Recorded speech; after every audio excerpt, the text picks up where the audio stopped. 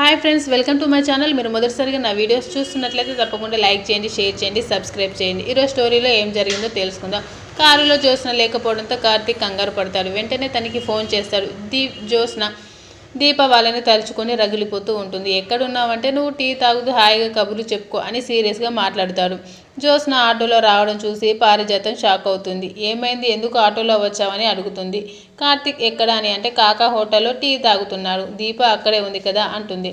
అది ఎందుకు వచ్చిందని పారిజాతం అడుగుతుంది. కార్తీక్ మీద జ్యోత్స్న ఫుల్ ఫైర్గా ఉంటుంది. దీపని ఎలాగైనా ఇంట్లో నుంచి వెళ్ళగొట్టడం గురించి ఆలోచించమని బంటుకి పారిజాతం చెప్తుంది. కార్తీక్ శౌర్య మాటలు గుర్తు చేసుకుంటూ ఉంటాడు. దీపతో మాట్లాడాలని అంటే సరే అయితే నేను కారు దిగి వెళ్ళిపోతుంటే కార్తీక్ ఆపుతాడు. తనని శత్రువులాగా కాకుండా సుమిత్ర మేనలుడుగా మాత్రమే చూడమని అడుగుతుంది. విషయం ఏమిటని అడుగుతుంది. చెప్పే విషయం విని మొహం చిట్లించడాలు చెప్పగానే కనుబొమ్మలు ఎత్తి కోపంగా చూడడం, మధ్యలోనే వెళ్ళిపోవడం చేయకుండా తన ఉద్దేశం అర్థం చేసుకోమని అంటాడు. శౌర్య గురించి మాట్లాడతాడు. శౌర్యకి తన తండ్రి గురించి చెప్తానని భయపడుతున్నారా?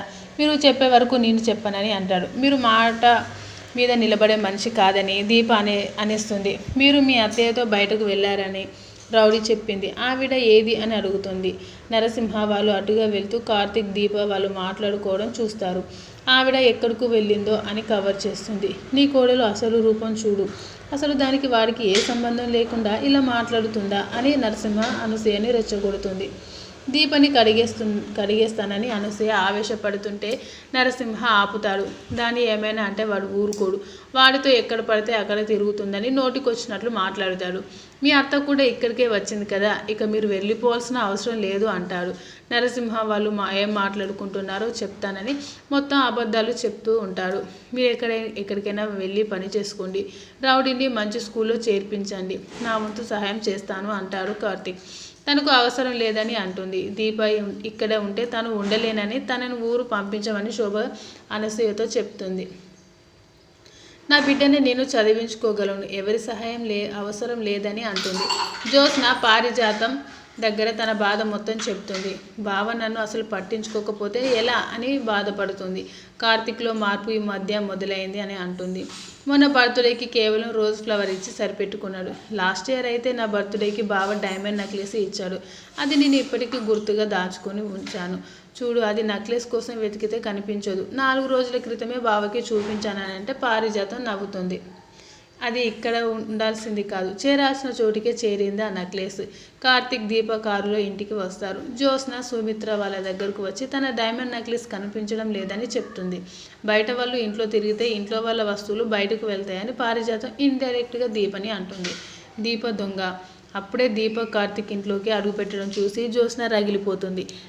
దీప శౌర్యని పిలుస్తుంది. జ్యోత్స్న నెక్లెస్ దీప కొట్టేసిందని పారిజాతం నింద వేస్తుంది. తీసిన వస్తువు ఎక్కడ పెట్టిందో చెప్పమని అంటుంది.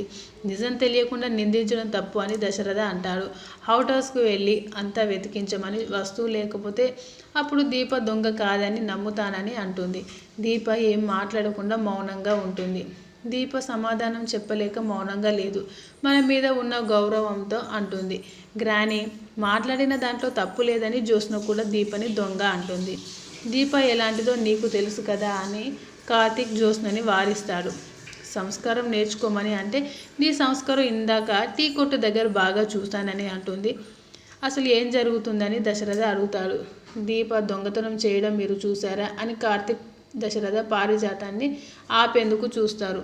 నెక్లెస్ కనిపించడం లేదంటే దాన్ని తీయాల్సిన అవసరం బయట వాళ్ళకి మాత్రమే ఉంటుంది. జ్యోత్స్న గదిలోకి అంతా చొరవగా వెళ్ళింది.